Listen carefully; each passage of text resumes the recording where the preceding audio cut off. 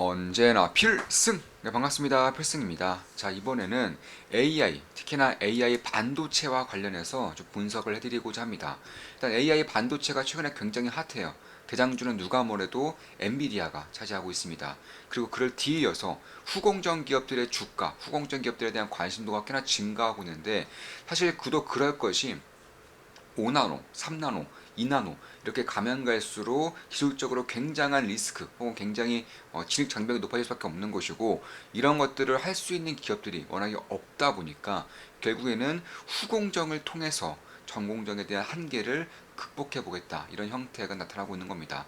다만 누가 뭐래도 5나노, 3나노, 2나노로 가기 위해선 후공정이 아니라 전공정이 메인이라는 거예요. 그러니까 후공정은 전공정의 한계 혹은 기술적인 한계라던가 시간적인 한계에 대해서 어느 정도 서포트를 해주는 역할인 것이, 결국 그 메인은, 핵심은 전공정이라는 것입니다.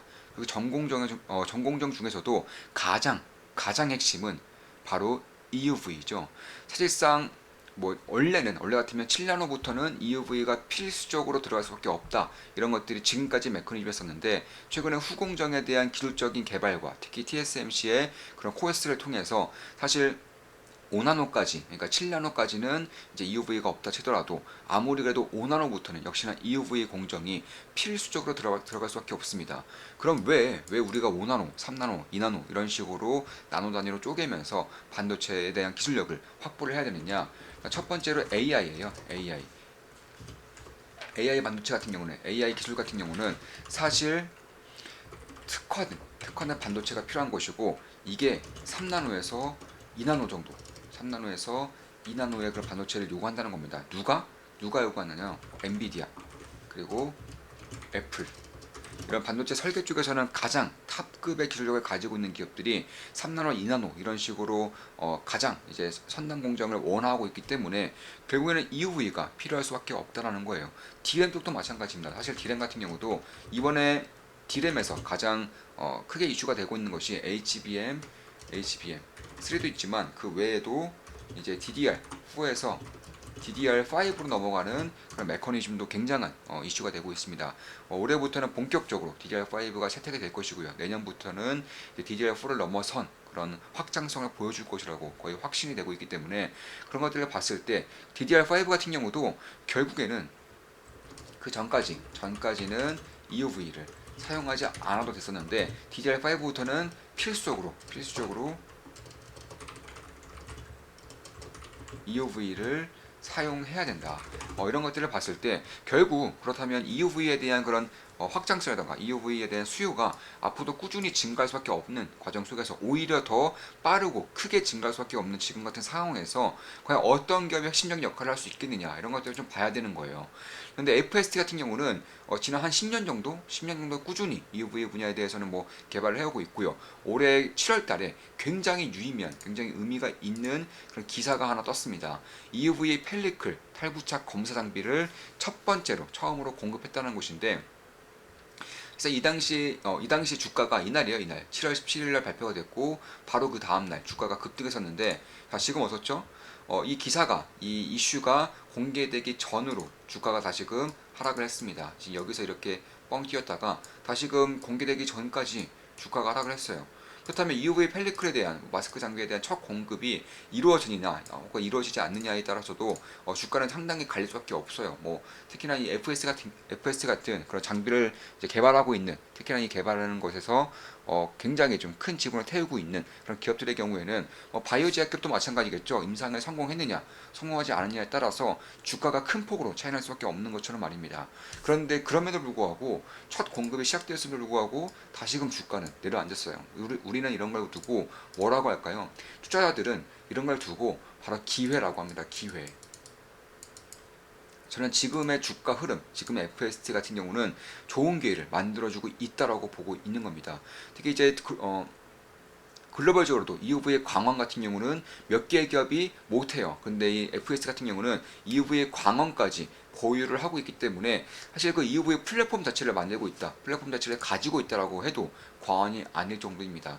실제로 칼지아스라던가 혹은 레이저텍 이런 EUV를 통해서 장비를 만드는 기업들도 EUV의 광원을 다 사와서 만드는 거예요. 근데 FST는 광원을 자체적으로 가지고 있기 때문에 이 플랫폼을 가지고 있다는 것 자체만으로도 광원부터 장비, 펠리클까지 전부 다 EUV의 플랫폼을 구축하고 있는 글로벌 유일 기회라는 점에서 저는 꽤나 유의미한 그런 상승세 혹은 유의미한 실적의 폭발적인 성장이 있을 것이라고 개인적으로는 보고 있는 겁니다. 펠리클의 탈부착 장비와 그리고 검사 장비를 국내 반도체 장비사 중에서는 최초로 공개를 했고 최초로 공급을 완료했고요. 내년부터는 양산까지 진행될 것이라는 그런 예상과 더불어서 EUV의 광원까지 들고 있기 때문에 장비, 펠리클, 광원까지 완벽한 플랫폼 기업으로서 나아갈 수 있다는 점에서 사실 다른 장비 기업들보다도 오히려 더 밸류에이션적 매력이 훨씬 더 커질 수밖에 없다. 밸류에이션 리레이팅이 발생할 경우 훨씬 더 고평가를 받을 수밖에 없는 영역으로 나아갈 수 있다. 이렇게 보고 있는 겁니다.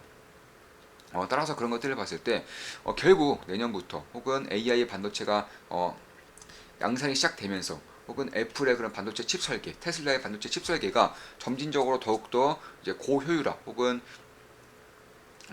또 선단 공정을 사용하게 되면서 EUV는 필수로 사용할 수밖에 없는 것이고요. SK하이닉스, 삼성전자, 마이크론 혹은 인텔 같은 경우도 마찬가지고요. DDR5를 도입하면 도입할수록 역시나 EUV에 대한 장비, EUV 펠리클에 대한 수요가 꽤나 커질 수밖에 없다는 점에서 저는 이 기업이 이제 이미 공급이 시작되었고 그리고 어느 정도 성공이 보인다는 점에서 굉장히 좀 유의미한 그런 행보를 올해 하반기 혹은 내년부터는 보일 수 있을 것이라고 개인적으로는 보고 있는 겁니다.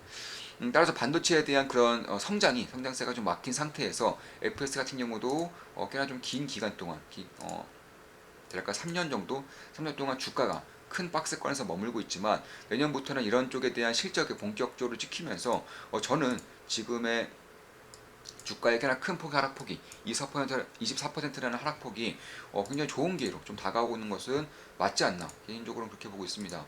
따라서 지금부터는 다시 한번 더 FST에 주목해 볼 필요가 있겠다라고 개인적으로 보고 있는 것이고 쉽게 말해서 지금 가장 핵심이 되고 있는 장비는 FST가 공급을 하고 있는 장비는 이제 EPMD라고 해서 포토마스크를 포토마스크에 펠리클을 뗐다 붙였다 하는 그런 장비인 것인데 사실 이 나노 단위이기 때문에 사람의 손으로는 도저히 못해요. 그리고 장비를 사용해야 되는 것인데 이게 엄청나게 예민한 부분이라서 사실 공급을 시작했다는 것만으로도 전 세계에서 몇 개 없는 그런 기술 개발이 이루어지고 있다는 점에서 사실 국내에서는 거의 독과점적으로 FST가 거의 독과점적으로 이제 납품을 할 수 있게 된다 이렇게 보시면 될 것 같고 그 외에도 이제 EPIS라고 해서 역시나 검사 장비예요. 말 그대로 검사 장비인데 역시나 이 검사 장비 같은 경우도 뭐 먼지가 있는지 없는지 이물질이 있는지 없는지 이런 것들 나노 단위로 검사를 하는 장비인데 역시 이런 부분에 대해서도 삼성전자가 지분까지 태우면서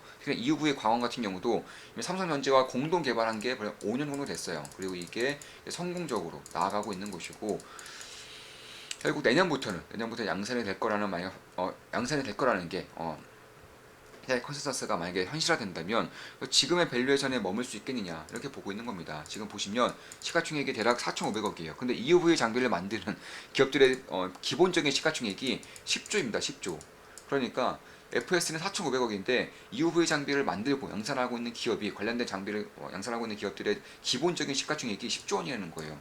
내년부터는 양산이 될 수 있을 것이고 이미 공급하기 전으로 주가가 하락하는 상태이기 때문에 지금 같은 경우에는 꽤나 매력적인 그런 구간에 다가서고 있다. 개인적으로는 그렇게 보고 있습니다. 따라서 여기서 만약에 지지라인이 잡힐 경우 잡히지 않는다고 하더라도 여기서 추가 하락한 이후에 반등을 보면서 변곡점이던가 혹은 지지라인을 확인하면서 관심을 가져보는 것도 괜찮지 않을까 이렇게 보고 있습니다. 특히 이후에 광원 같은 경우도 전 세계에서 4개 기업밖에 못해요. 여기서 FS가 추가가 되는 겁니다. 네, 수조 원짜리 그런 기업들이 질비해 있는 그런 산업에 4천억짜리 시가총액 4천억짜리 FS가 처음으로 발을 내딛는 거예요. 이런 것들을 봤을 때에도 기대를 안 할래 안 할 수가 없다 이렇게 보고 있는 것이고 GPU 같은 경우도 EUV가 필수적으로 사용되는 것이고 AI 반도체는 말할 것도 없고요. DDR5로 넘어가면서 메모리 반도체 쪽에서도 EUV 채택률이 높아질 수밖에 없는 것이고 지금이야 후공정에 관심을 많이 받고 있지만 결국 핵심 중에 핵심은 전공정이라는 점을 염두에 둔다면 또 그 중에서도 핵심 중에 핵심은 EUV 공정이라는 것을 염두에 둔다면 지금 정도의 그런 주가 하락, 지금 정도의 조정은 특히나 이 공급 이슈가 뜨기 전으로 하락한 지금의 주가는 높은 확률로 좀 뭐랄까요 기회가 되지 않을까 이렇게 보고 있는 겁니다. 물론 제 모든 영상은 매수 매도 추천 리딩 절대 아닌 거 다들 알고 계시죠? 참고하시면 되겠습니다. 공급이 처음으로 이루어졌고요. 내년부터 양산이 진행될 경우 그때는 이미 주가의 밸류에이션 리레이팅은 그냥 크게 발생할 수 있다 이렇게 말씀드리면서 방송 마무리 짓겠습니다. 지금까지 EUV의 공정에 대해서 주로 말씀드렸고 반도체의 전공정의 중요도와 그리고 AI 반도체의 EUV 채택률 혹은 DDR5의 EUV 채택 증가까지 분석해드렸습니다. 앞으로도 좋은 분석, 좋은 기업 분석으로 찾아뵙겠습니다. 필승 구독, 알림 설정, 좋아요는 돈이 됩니다. 필승!